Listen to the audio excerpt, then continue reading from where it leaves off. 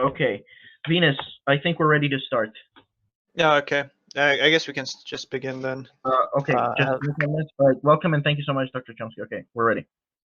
Okay, can I just begin? Yeah. Yeah, cool. Hello, Chomsky. Thank you for doing this AMA. So the way it's going to work is some people are going to ask the question through voice, and others have written down the questions, and I'm going to read out those questions for you. Okay. So we can just begin with the first person who's going to ask you is Avi, and he's going to ask you via voice. So you can just go, Avi. Hi, Professor Chomsky. Can you hear me? Yes, I can. So the question I have for you relates to animal ethics. And the question is, I take it that if we were doing to animals, if we were doing to humans what we were doing to animals right now. So for example, if we were taking humans and breeding them in an agricultural system and then slaughtering them at a given time point and then using their flesh and their products for consumption, I take it that you wouldn't be okay with that sort of system. Is that right? That's correct.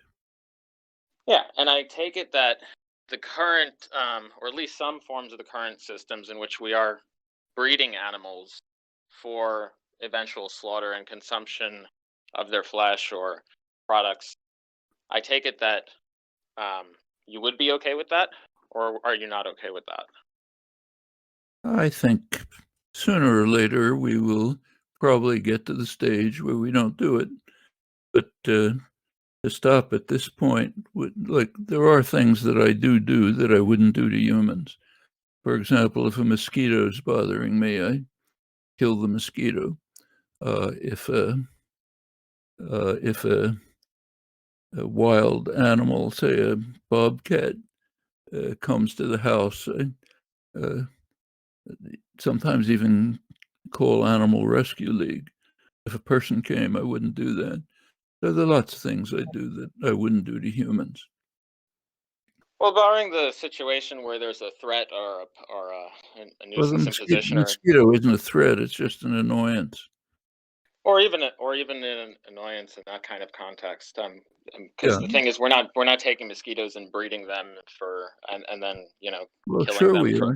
Well, I mean, That's not true. I mean, we are. Okay, sure, We're breeding mosquitoes for other to be sterile, so as to kill off mosquitoes and end malaria. That's so for those kind of contexts. So, but in a context where we don't have those kind of utility, these types of considerations, I just take it if we're just growing them for their nutrition or for their flesh or whatnot. I just want to know, like, because I'll just take it. Let's just take the really simple example. Like, let's say with a cow or a pig or a chicken. Yeah. We're growing them, and I take it that you would or would not be okay with growing a cow or a pig or a chicken. Be okay with it. Look, I'm not okay with the fact that right now we're killing millions of species at a rate that hasn't been done for 65 million years. I'm not okay with that. And we have finite energy, right? Finite time and energy. We can decide, agreeing with you, that we should have care and responsibility for animals. I would now raise the question, what's the best way to do it? Well, with the finite time and energy we have, I have at least, I think by far the best way to do it is to eliminate this massive species destruction of the sixth extinction. That overwhelms anything. So that's a good place to start. Then we can get to other things which are more difficult. For example, what you're talking about raises the question how people are going to survive in most of the world. Like people like you and me, or I assume you, certainly me, are relatively privileged. People have time to spend, some time on the internet talking, are relatively privileged. We can find ways to get around it. Most of the world can't. So are you okay with the the system in which pigs and chickens and cows are bred for their meat? I think I would like to find a way around it, but priorities are that we should do what we can to save huge numbers of species from extinction. That's a higher priority. Maybe you're okay with that. I'm not okay with it. So if there was a system where humans were being bred for their flesh, would you say that, it's not the best thing, but we have higher priorities to look for? If the higher priority is extinction of huge number of species, I would certainly have to raise that question. Now, unlike you, I really think it's totally wrong to be carrying out activities which are destroying species at a rate that hasn't been seen for 65 million years. I think that's a very high priority. Okay, so the finite time and energy that I have, I think it makes more sense to devote to that. Perfectly fine to try to work on ending the breeding of animals. That's a good thing too. You have to think about it's a matter of ranking it in priorities and working out exactly how you do it without slaughtering hundreds of millions of people.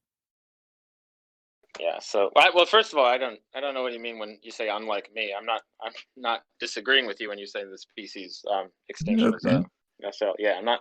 I'm just saying that I'm just trying to understand if you would give like the same sort of response if there was a world in which humans were being farmed and killed for their flesh. Like, would you go to a grocery store and If the choice would be to spend my time to prevent humans from being slaughtered, or spend the same amount of time to prevent huge numbers of species, including humans, from being driven to extinction, I would pick the latter.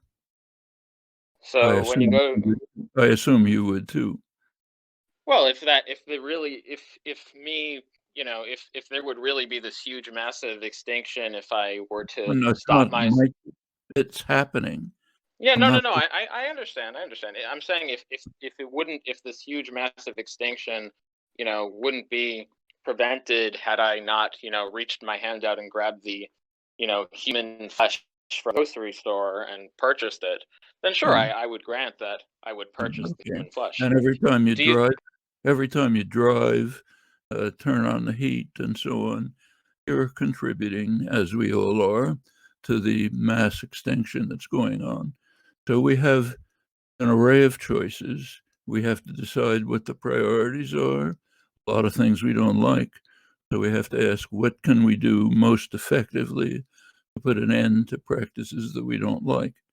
And to me, it seems that the highest priority is to end the destruction of the environment, in which right now we're in the midst of a process of eliminating, totally extinguishing huge number of species, and also threatening with humans with the end of organized human life in a decade or two.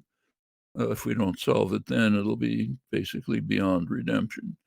So those are choices we have to make with the finite time and energy that we have. Do you see the choices as like a dichotomy in any way? Like, do you think there could be compatibility? Like, for example, like one can go to the grocery store if they were selling human flesh and say, "Wow, this is really abhorrent." And yes, we should also probably enact policies such that we should reduce our carbon footprint, we should reduce our land usage, etc. Meaningless comparisons.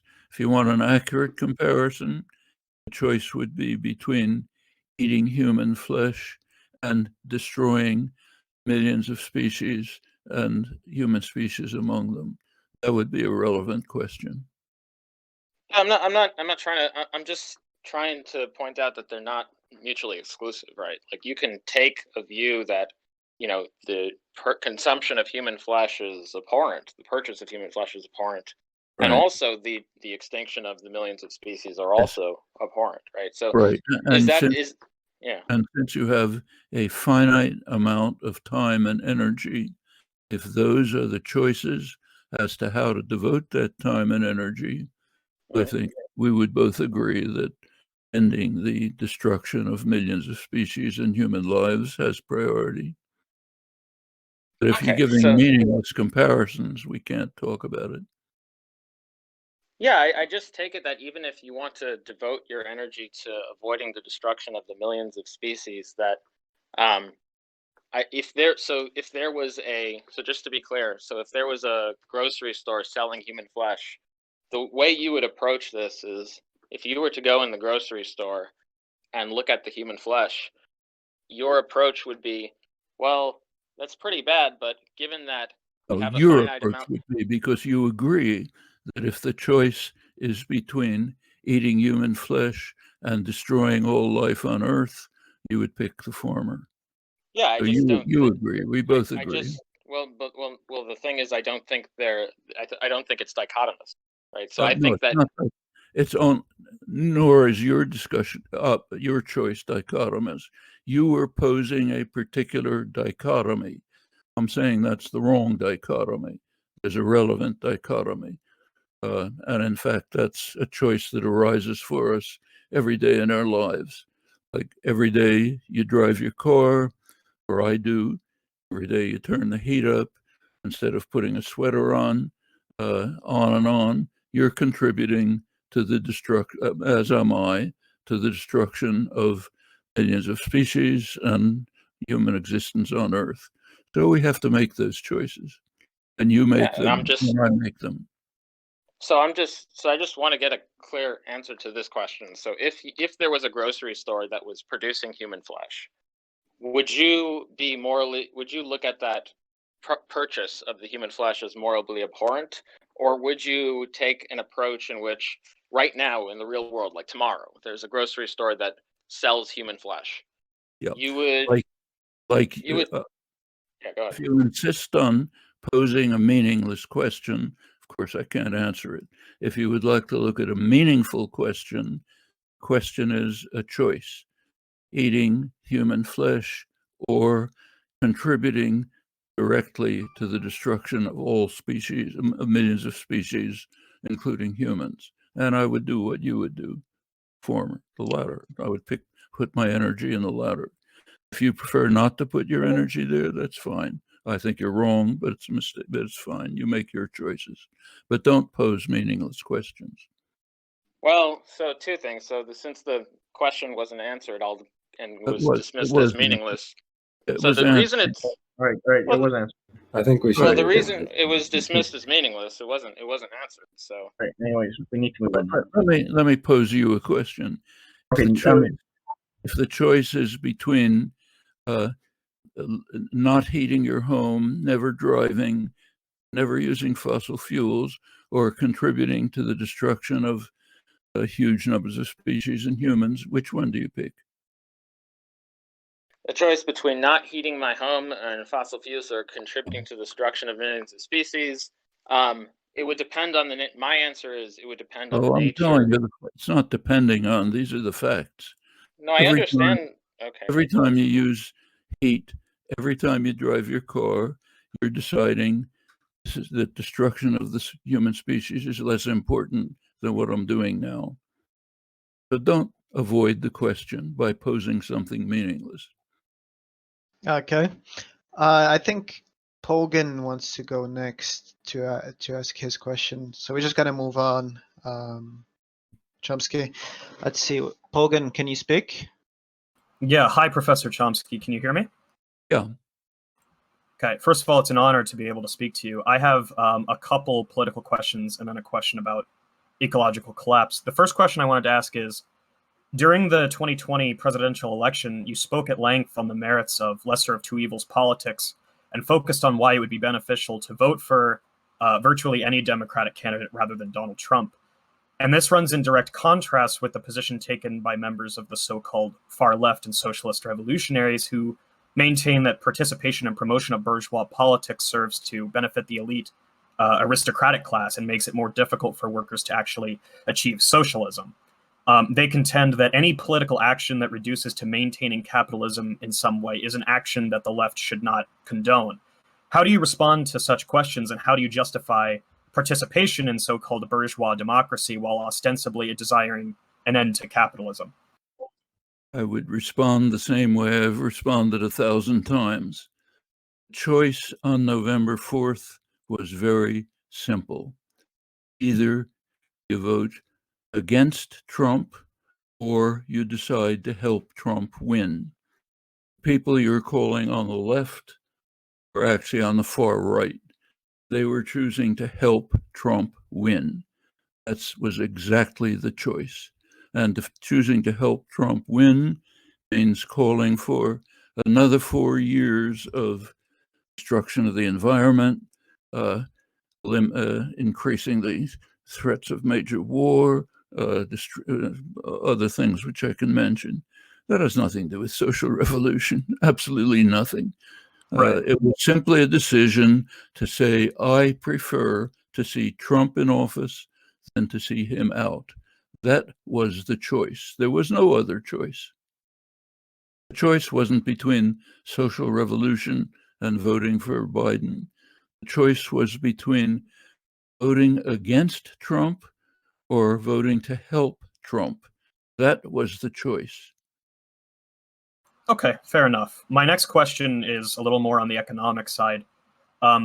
Some prominent leftist scholars, such as Marxian economist Richard Wolff, have advocated for the use of markets in some socialist societies, or they don't entirely subscribe to the belief that central planning is desirable. Do you have a position on the debate between advocates of markets and central planning? Do you believe that central planning is feasible given certain considerations like the economic calculation problem and the local knowledge problem? And is it necessarily the case that markets lead to distinct economic classes and unequal exchanges? None of this is necessary. It all depends on many considerations that you didn't mention. So, for example, when you talk about central planning, the real question is obscured. Who's going to decide on the central planning?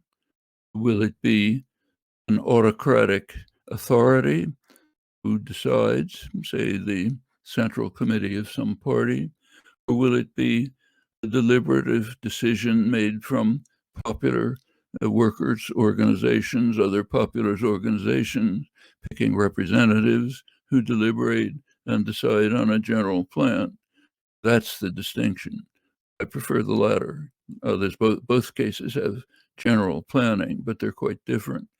With regard to markets, depends exactly on how they're used and in what way they're used. So, for example, a pre-democratic society with no illegitimate authority participating all the way through could decide to use markets as a means of gaining information without any further consequences. I think that would be a realistic use of markets, maybe. With regard to the calculation problem, that's just a joke. Yes, it's true that markets give an answer relative to the distribution of income. So if the distribution of income is radically skewed, few people have tens of billions of dollars, most people are scraping to exist, and a market will give a perfect solution, solve the calculation problem, yield to Pareto optimality. The market should produce super yachts for the billionaires and bags of potato chips for everyone else. An answer to the problem. It's just not an interesting problem. Question is, what's the right answer? Not the one that's given by some algorithm that you think of, which is what a market basically is. So I don't even think that's a question. Okay, fair enough. I tend to agree. I have two more questions for you, and I'll be brief because there are, of course, other people. My next question is, the path to socialism is fraught with attempts by the establishment and the capitalist class to infiltrate, oppress, ridicule, slander, or otherwise dismantle pro-worker movements. When such movements are successful, the change they implement is either relatively minor to the sheer scale and size of the exploitative capitalist system, or they sometimes result in authoritarian regimes, as was the case in the Soviet Union, China, etc.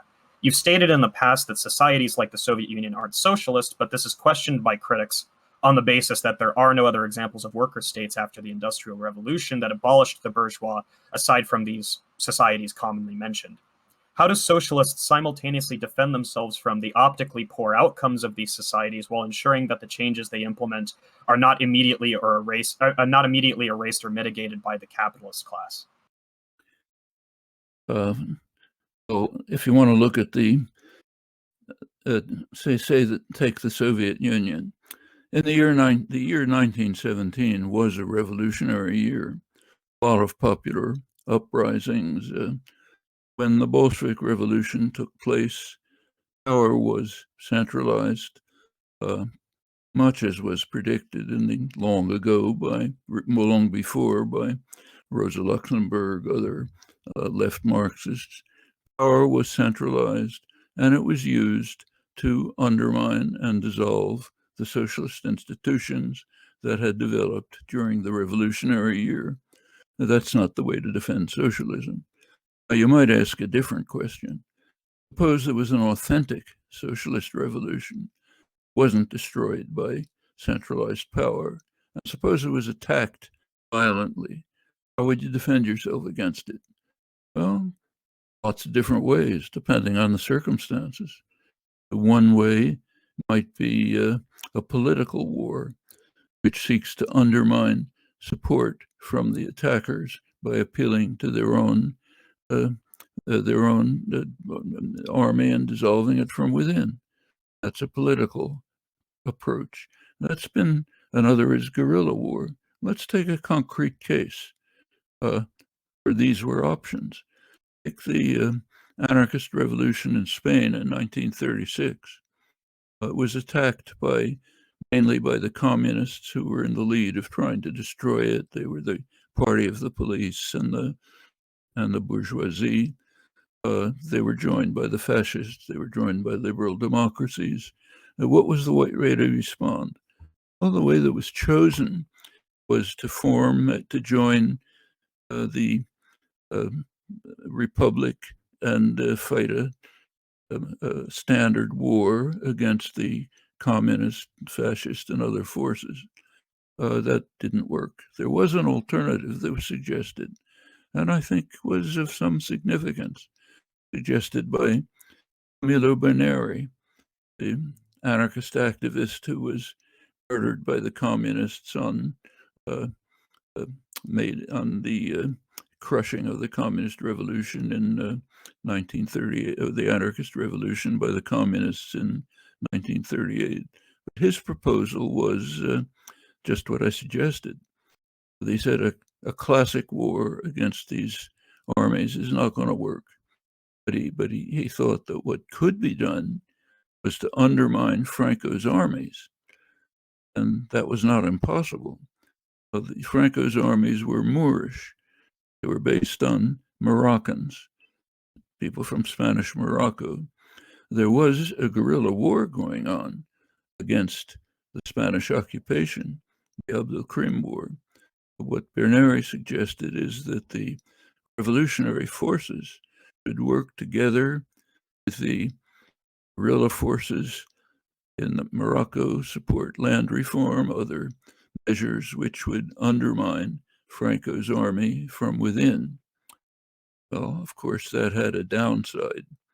Liberal democracies would go berserk. The fascists would go berserk. Communists would be opposed, of course. But it was a possibility. And I think it's the kind of thing you should think through. And he also suggested in Spain itself, they should resort to guerrilla war. So those are the kinds of realistic options that have to be considered when you have the kind of situation you're talking about. There's no general answer for all circumstances, or only particular choices in particular circumstances. Okay, thank you. And this is my last question, and then we'll move on. I think this is a fairly brief one. Based on all the information that you've read, all the data that you've had access to, do you believe that humans will be able to prevent widespread ecological collapse? Or by the time there is an incentive for the major actors in our societies to move towards preventing it, will it be too late, or is it already too late in your view? It's not too late now. It will be too late in another couple of decades. That's one of the reasons why it was imperative to make sure that Trump doesn't win the election. That was maybe the highest imperative in human history. And people who didn't understand that were living in some other universe. Another 4 years of Trump would have meant more dedicated efforts to maximize the use of fossil fuels, including the most dangerous of them, and more elimination of any of the means to mitigate the disaster. It could have well led to irreversible tipping points. At the very least, it would have made the window of opportunity that we have much narrower. So that was imperative. Well, okay, we did that. Next thing to do is to impose maximal pressures, popular pressures, to ensure that the government undertake the kinds of measures that are necessary, understood, that are necessary to reach the point where the crisis becomes manageable, and also to impose massive pressures on the fossil fuel corporations, the banks that fund them, to make them stop what they're doing. And another thing that must be done, unfortunately is being done, is for activists to be working with working people in these industries, to bring them to recognize that for survival, it's going to be necessary to end the use of fossil fuels, and that there are methods, there are options. Here they are. I'll present them to you for you to have better jobs, better lives, and better work. That's actually partially succeeding. So for example, about a week ago, the Cheryl Roberts, the head of the mine workers union, did make a statement saying that the mine workers in West Virginia, crucial state, are interested in pursuing a transition away from the use of coal to a sustainable environment, recognizing there's been a lot of work done there to bring to them the options that are available to do this. Well, all of these things are being done here, in other countries. The answer to your question will be given by how much work is devoted to carrying out these activities against the forces that you mentioned will be trying to impede them. That's happening at every level. Take say, the Biden administration, under pressure from Sunrise Movement, other activists, they did come forth with the most forthcoming climate program that has yet been put forth officially. Not a bad program, but it's nowhere near enough. When you look at it closely, a lot of it is following the policy of what's sometimes called decarbonization. Let's devote efforts working on how to remove the poisons from the atmosphere. Meanwhile, we keep pouring them in. ExxonMobil is pursuing the same line. And we're good citizens. We should agree that we should get to net zero emissions by the mid-century, and here's the way to do it. Keep using fossil fuels, but work on some conceivable long-term technology to remove the poisons from the atmosphere. If the Biden administration is going to go in that direction, it's a kiss of death. So efforts have to be made to ensure that net zero emissions means no emissions, not we'll balance them by some way to remove the poisons from the atmosphere. This is not just carbon, also methane and other lethal gases. These are the issues that are right in front of us. And the answer to your question will be how determined and committed are people like you, others, to work to achieve these ends. No one can know the answer to that. That's a matter of choice. No way of telling. Yeah, I actually thank you very much for the answer. I happen to be from West Virginia myself, so that's good to hear about the coal mine workers. Those were all of my questions. I'm more than happy to yield and let somebody else go. Thank you very much for your time, Professor Chomsky. Yep. Okay, let's move on to Canadian Catholic. Did you have a question? Yeah, I did. Yeah, go ahead. All right, thank you so much. First of all, Dr. Chomsky, I want to thank you so much for doing these interviews. We're humbled to have you, and I do not speak only for myself, but for everybody in here. I had several questions, in fact. One was, some time ago, there was a publicized correspondence between you and a neuroscientist, Sam Harris. Could you share your thoughts on that, and what was the context of that? That would be my first question, and I will move on to the second after that. Correspondence took place because of Harris's radical falsification of views of mine, to which I responded. And then it went on that point. I didn't see much point to it. I have no interest in pursuing it. But that was the issue. I see. So, Dr. Chomsky, a brief question about politics. What do you say to those who believe that voting for the lesser of the two evils is a fundamentally flawed strategy? And by continuing to do this, we are simply ensuring that this option will continue.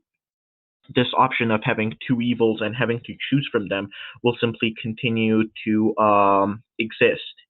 How do you respond to that, and what are your thoughts of those who believe that sitting out elections entirely in protest is a more dignified position? I respond to it by saying I agree with it.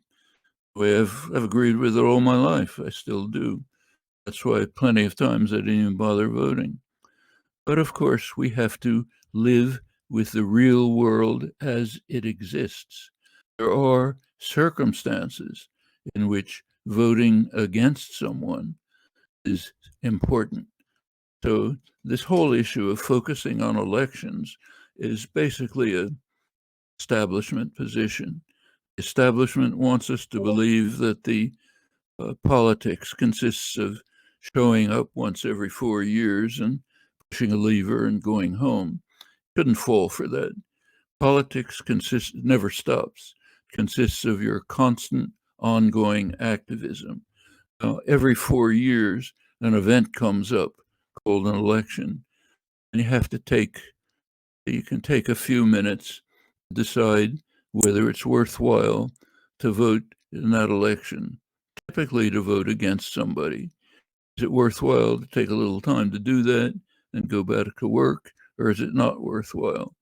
And sometimes it is worthwhile. That was very clearly the case in 2020, and no exaggeration to say that the fate of survival of many forms of life on Earth, including us, was at stake. Yes, for that, it's worth taking off a few minutes to push a lever and go back to work. I see. And my final question will be about language.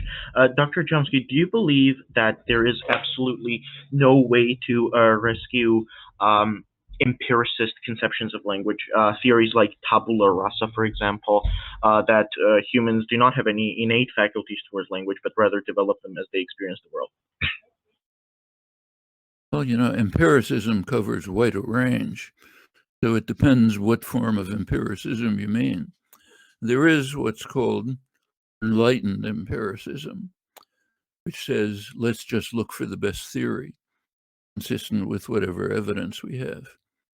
Nothing wrong with that. That's basically what came out of the discovery in the 17th century, that there's no hope for foundationalism. It was essentially shown pretty much by Newton and finally got absorbed. So if you mean enlightened empiricism, let's seek the best theory based on what evidence we have. I'm all for it. Best theories that we know, in fact, the only theories we know have any hope of accounting for anything, or that humans have a specific endowment, species quality, common to humans, not shared with any other organisms. Overwhelming evidence for that, which is part of our genetic endowment and provides for us the faculty to acquire the capacity that we're now using. It used to be common to all humans. Again, there's no analog in other organisms. So that's the innate basis for developing the language faculty. It's not at all surprising to biologists. They take it for granted that something like this must be the case. And by now we know a certain amount about it, or learning more. So I think the general question about empiricism just doesn't mean very much until one says, what kind of empiricism? I see. Thank you so much, Dr. Chomsky, for addressing my questions, and I will yield my time to somebody else.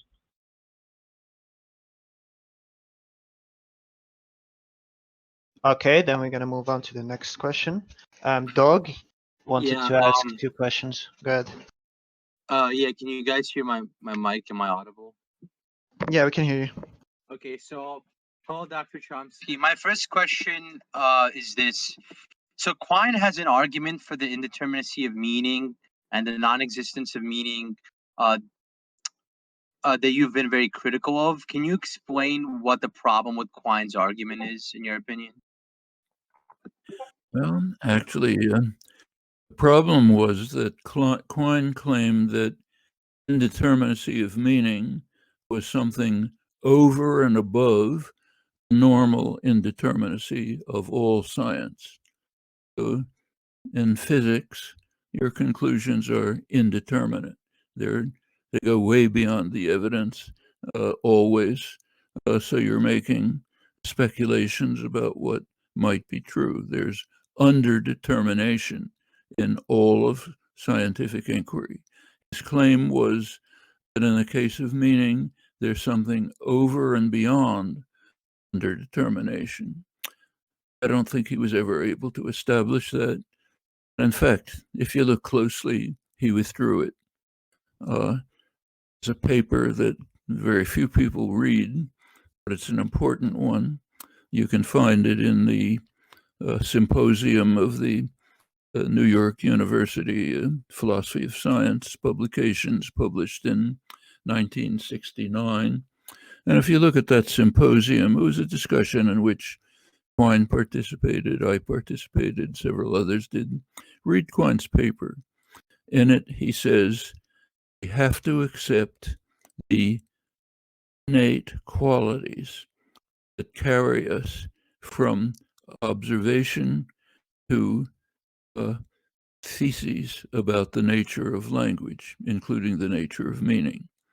Well, if we have to accept these innate qualities and the way they carry us over the gap from that's inherent in underdetermination, then the outcome is just part of normal science, which means that the whole set of claims collapses. Well, it's not clear how to interpret this paper. In it, if you read it, you'll see Quine basically abandoned all of these claims. He never returned to that, then just returned to the claims. Although I think his conclusion was quite accurate. You have to accept the innate faculties, in which case everything disappears. Well, you can make up, this is avoided. There's a massive literature about Quine, but this paper is always avoided. I don't think it should be. Actually, I've written about it, but I think I'm the only one who has. So, but I think his conclusion was correct. There's no way to avoid accepting the innate qualities, whatever they turn out to be. And then what's left is just normal underdetermination. I see. Thank you for that. My other question is regarding the labor theory of value. Many people, such as famous internet Marxist Jack Engstrich, has said he favors the labor theory of value because of its epistemic virtues. You know, things like unification, explanatory scope, explanatory power. What do you think about this claim? Do you think that the labor theory of value is supported, or do you think it is fallen out of favor with economists for good reason? I'm sorry, I didn't understand the claim that you're discussing. Could you state it again? Yeah, so my question just pertains to the labor theory of value. Do you think that Labor it's theory of value. superior? Yeah. Well, the labor theory of value was developed by Smith and Ricardo, elaborated and extended by Marx. It was further developed in interesting ways by working people in the 19th century, who actually didn't know Marx, but they did know Smith and Ricardo, who produced it as a basis for their claim that any capture of labor, of the results of labor by somebody who didn't perform the labor, is illegitimate. So if a worker is working in an enterprise and the boss appropriates a certain part of the labor, that's illegitimate because he's stealing the results of their labor. It's an interesting view. I think it makes sense. Not what's usually talked about in the labor theory of value, which gets into discussions along other dimensions about what's the nature of value. I personally don't find those discussions very interesting, but can pursue them. But what is interesting, I think, is the idea that came out of the workers' movements, often by people with no formal education, I should say, like Thomas Skidmore and others, developed a sophisticated approach arguing that any form of employment is illegitimate. It means that master is stealing what is produced by the labor of someone else. So it was a sharp attack on the entire notion of an employment contract. And that was a leading theme of the workers' movements. I'm talking about the United States now. The workers' movements in the United States in the late 19th century. It's Knights of Labor, others. I think that isn't given the attention and emphasis that it deserves. But the general discussions about value, I think, go off in some other direction. You get into arguments about whether putting in capital is value and so on. Okay, thank you for that. I think we're gonna move on to the text questions now. So the first question is, how do you think American, and the question is from Teriyaki Madness, how do you think American imperialist policies are going to evolve over the course of the Biden administration? Biden was quite war hawkish during the build-up to the Iraq War. Do you see the streak as continuing? That's answer is that's up to you. These policies aren't graven in stone. What policies will be pursued depend on the various domestic or national forces that are operative. We can affect the domestic forces. Right now, the Biden administration policies are pretty much taken over from the Trump administration. I think they're very dangerous, destructive, and I think we should work hard to change them. I can talk about particular cases, but case after case, I think that's true. Take, say, Iran, one of the major cases. Biden's, I should say there is a difference between Trump and Biden. So Trump, in addition to the imperialist policies, happened to add a particularly savage twist to each of them. A lot of just gratuitous savagery, which wasn't part of the policy, just his general hatred and contempt for human beings. So, for example, take Gaza, which is being destroyed, devastated by US-backed policies. Trump made it worse by cutting a single lifeline that Gazans have to some sort of survival, namely the UNRWA support. Just cut that off out of pure savagery, not part of the policy. He even gave his reasons. He said the Palestinians didn't show enough respect for him when he sold them down the river with his peace plan. So therefore, he cut off the means of survival. Okay, that's the kind of thing I don't think Biden will do. He's not committed to pure savagery the way the Trump administration was. They were an unusual gang of sociopaths, but the policies are basically the same. So the policies of crushing Gaza remain the same. Take Iran. Biden's rhetoric is a little bit different. He says, yeah, we'd like to get back to some kind of negotiate to some kind of agreement. But you take a look at the actual explicit proposals that's coming out, they're the same as Trump's. The United States under Trump pulled out of the agreement in violation of Security Council orders, imposed very harsh and brutal sanctions, and insisted that there won't be any negotiations unless Iran agrees to not to go back to the original one, but to accept a much harsher agreement with much greater constraints on Iran. Absolutely no justification for that. The whole world is against it, but the U.S. is powerful enough to disregard the world on this and many other issues. Well, Biden's accepted that. He says, yeah, it's okay to have negotiations, but they have to be on a new agreement with harsher terms. Meanwhile, the crushing sanctions continue.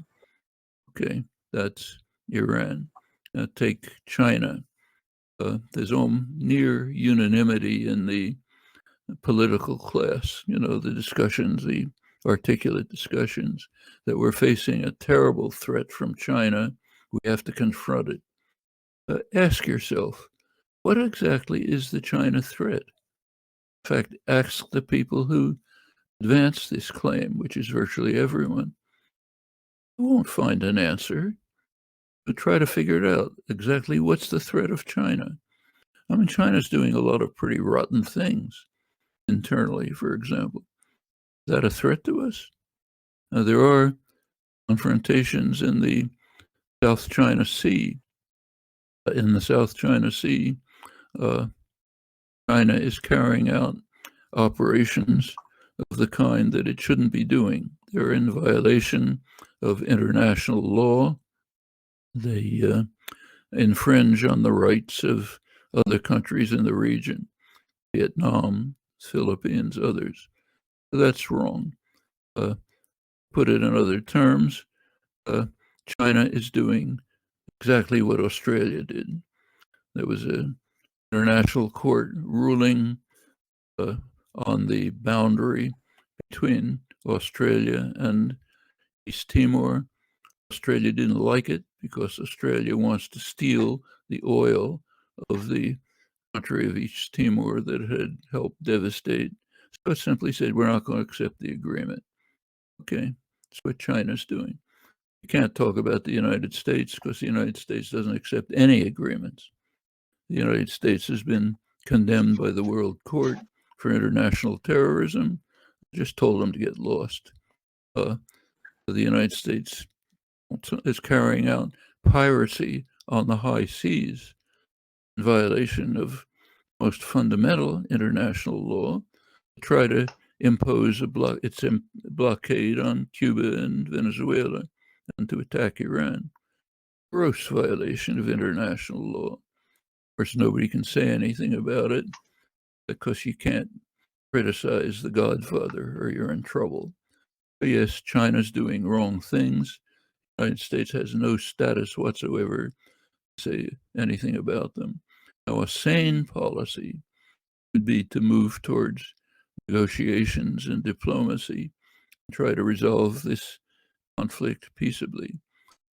A lunatic solution is to send a naval armada into the South China Sea while Chinese bombers are flying overhead.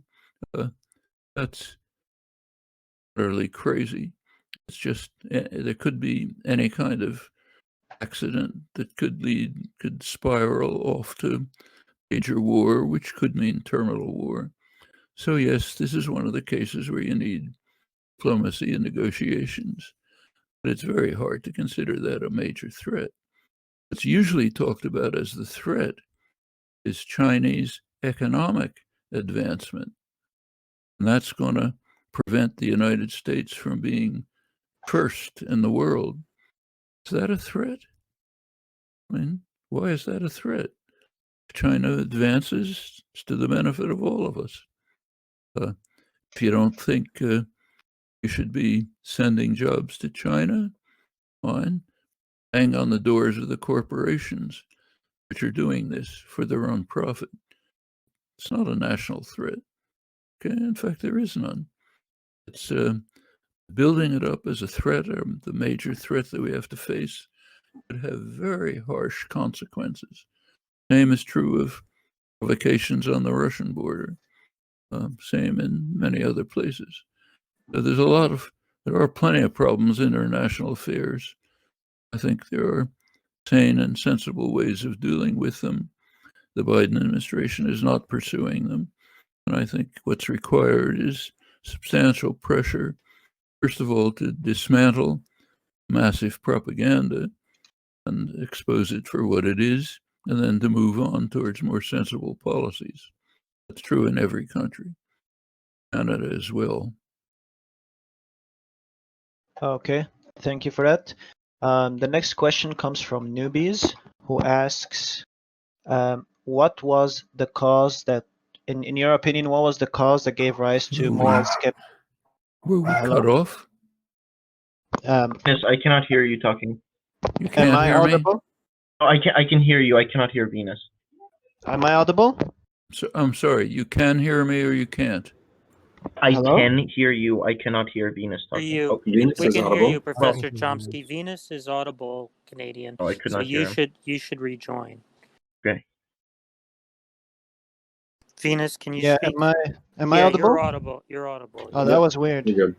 Yeah, that was weird. You're audible, yeah. Yeah, so I was just gonna read the next question, but before doing that, I just wanted to ask Chomsky. We've been going on for more than 1 hour, so do you want to continue? And tell me at any time when you feel like. Just make this the last one, because Okay. Okay. Yeah. So this is gonna be the last question. Newbies asks, in your opinion, what do you think the cause is for the rise of moral skepticism and moral relativism in modern times? I think it always exists. It comes to a peak at certain moments. And the reason we have to ask why this particular moment. And I think there's a pretty good reason for it. We have been living under a 40-year general assault on the general population. This is true in the United States, in Canada, in Europe, much of the rest of the world, India. The assault has a name. It's called neoliberalism. It's a program, international program, initiated mainly by the US and Britain back around 1980. It is a program designed to concentrate wealth and power in a tiny sector of the population and to smash everyone else. It was explicit. And if you look at Reagan, his first inaugural address said, government is the problem. We have to get government out of our affairs. So it means decisions will not be made by government, will be made by somebody else. goes to somebody else. Private power. The decisions don't disappear. Shift over to private power. Totalitarian institutions, private corporations, what corporations are. So we'll shift decisions away from government, which is under some popular influence at least, some accountability to the public, shift it over to concentrations of private power, which are totally unaccountable to anyone and just are committed to maximizing their own profit. That was, in fact, emphasized by economic guru of the program, Milton Friedman, who came out with a famous article in which he said the only responsibility of a corporation is to maximize its own profit. Okay, here's a program. And another part of the program is we have to destroy labor unions. So the first acts of Thatcher and Reagan were to smash labor unions. Good reason. If you're going to attack the general population, you have to eliminate the one means by which they can defend themselves. Here's a three-pronged program. Transfer decisions to private, unaccountable institutions which are committed to maximizing profit for themselves and eliminate any form of defense. It doesn't take a genius to figure out what's going to happen. And it happened. We even have some numbers now. The highly respectable Rand Corporation just did a study on what they call the transfer of wealth from, I would call it robbery, the transfer of wealth from the lower 90% of the population, from the working class and the middle class, transfer of wealth from them, the very super rich, which means, in fact, the top 0.1%, which doubled their share of wealth from 10% to 20%. Well, their estimate of the robbery is $47 trillion, which is not small change. It's an underestimate. They didn't look into other things. When Reagan essentially told the corporate world, do whatever you like, rob as much as you like, of course they did it. They turned to things like tax havens, which were illegal before, and the law was enforced. That's another tens of trillions of dollars. So maybe some 70 or 80 trillions of dollars were stolen from the working class and the middle class and put in the pockets of the very rich. That's the United States. Similar things were happening elsewhere. End result, a lot of people are angry, frustrated, resentful, looking for something to blame for the ugly situation in which they are, posing a contempt for institutions. Easily understandable and justifiable. Well, that's the kind of reign in which people will turn to wild conspiracy theories for some explanation. The problem is immigrants, blacks, the deep state that's doing something to you. The people who are inventing the pandemic in order to control you, any crazy thing you can think of. So that's the job of serious activists to reconstitute the labor movement, bring back an atmosphere of rationality and honest discussion where you can turn to the real causes and deal with them. Of course, this is fertile terrain for demagogues, con men, Trump variety. You can say, I'm your savior, well, continues to stab you in the back. It's happening all over the world. India is utterly collapsing now, largely because of that. The neoliberal programs in India, starting in the 90s, a little later than here, they devastated the agricultural system by withdrawing public support from it. Hundreds of thousands of farmer suicides, where you're seeing enormous strikes of farmers now. They also pretty much eliminated the public health system, turned it over to privatization, which is, of course, a disaster, as it is here.